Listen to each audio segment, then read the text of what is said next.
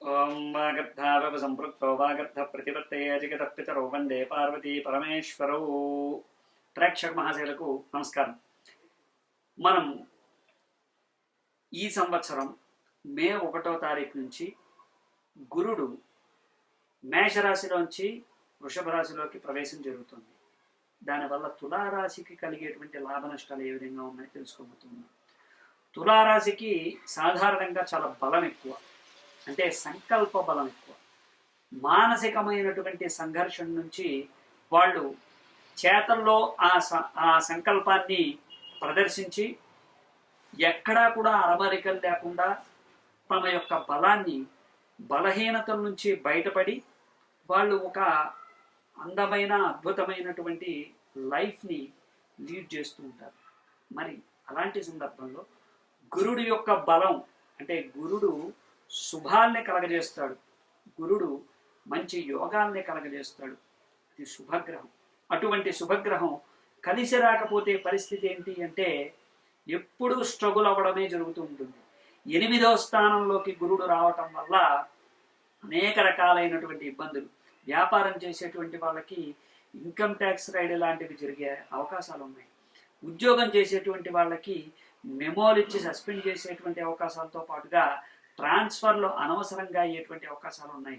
వీటన్నిటితో పాటు వయసు మీద పడినటువంటి వాళ్ళకి అనారోగ్య సమస్యలతో పాటు వెనక నుంచి, అంటే ముందు నుంచి జరిగితే అది వేరే సంగతి, వెనక నుంచి చిన్న చిన్న యాక్సిడెంట్స్ కూడా జరిగేటువంటి అవకాశాలు ఉన్నాయి. వీటన్నిటితో పాటు వెన్నుకి సంబంధించినటువంటి, పొట్టకి సంబంధించినటువంటి అనారోగ్య సమస్యలు స్త్రీలకు ఎక్కువగా కలగబోతూ ఉన్నాయి. ప్రేమ వివాహాలు ఈ సంవత్సరమే విడిపోయేటువంటి అవకాశాలు ఉన్నాయి. మాట పట్టింపులతో అన్నదమ్ముల మధ్యలో వైరం వచ్చేటువంటి అవకాశాలు ఉన్నాయి. వీటన్నిటికీ తోడుగా మీరు ఏ పని చేసినా ఆలస్యంగా చేయటం, దాంతోపాటు బద్ధకం, దాంతోపాటు అసహనం, కోపం, వీటన్నిటినీ కూడా చూడటం ఎక్కువగా జరుగుతూ ఉంటాయి.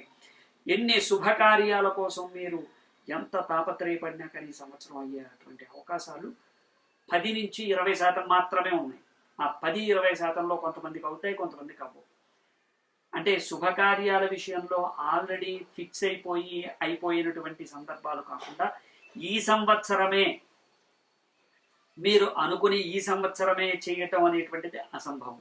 కాబట్టి కొద్దిగా మానసికమైనటువంటి సంఘర్షణ పడుతూనే, శారీరక శ్రమ పడుతూనే ఈ సంవత్సరం లీడ్ చేయాల్సినటువంటి భారమైనటువంటి ఒక పరిస్థితులు ఏర్పడబోతూ ఉన్నాయి.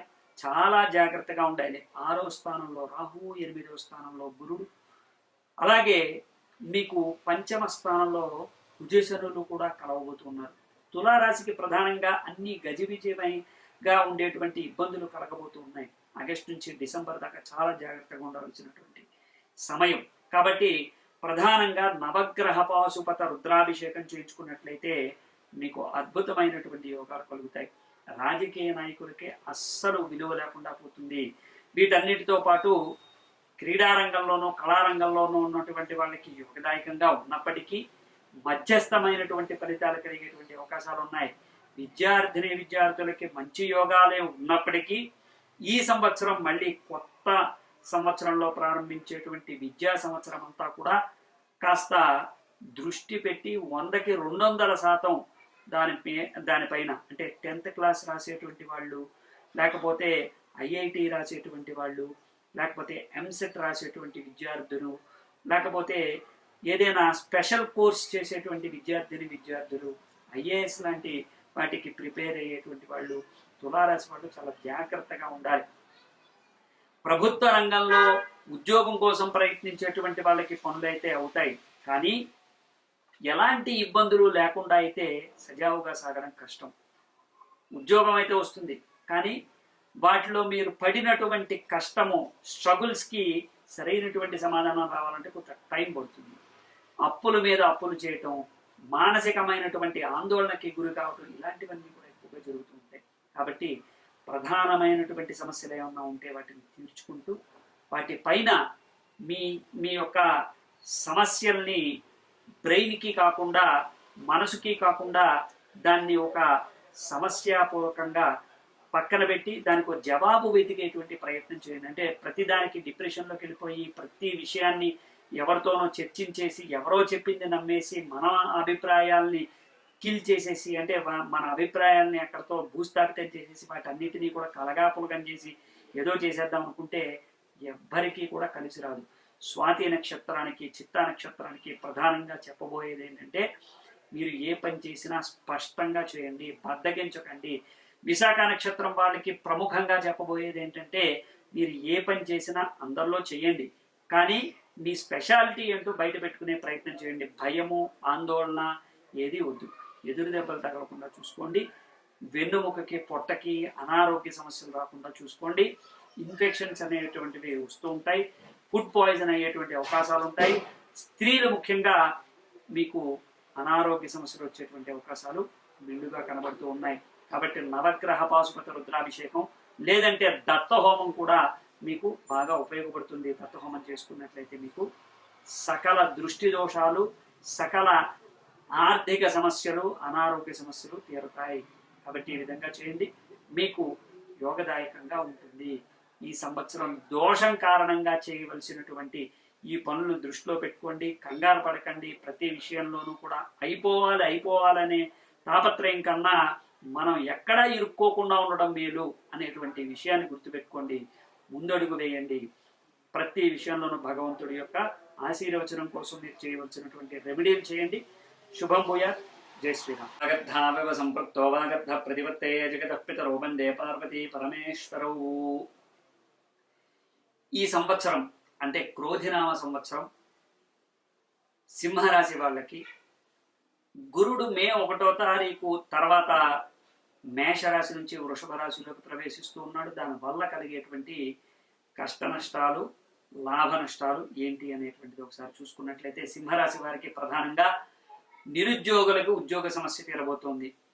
అనేక రకాలైనటువంటి కష్టాలు తీరబోతూ ఉన్నాయి. అనాలోచితంగా చేసినటువంటి పనుల్ని మళ్ళీ రీట్రై చేసి, అంటే ప్రత్యేకించి మళ్ళీ ప్రయత్నం చేసి అన్నిటినీ కూడా పొందగలుగుతారు. కాకపోతే లాభాన్ని ఆశించే పని చేయకండి. మీరు మీ పని చేసుకుంటూ వెళ్ళిపోవడానికి ప్రయత్నం చేయండి. ఇది చేస్తే లాభము, ఇది చేస్తే నష్టము అని బేరీ చేసుకున్నట్లయితే మీరు ఎక్కడున్నారో అక్కడ ఆగిపోతారు. గురుబలం వల్ల మీరు చేసేటువంటి పనులకి తగినటువంటి ఫలితమే వస్తుంది. అనుమానాలు, సందేహాలు ఏమీ వద్దు. ఎవరు చెప్పినవి నమ్మద్దు.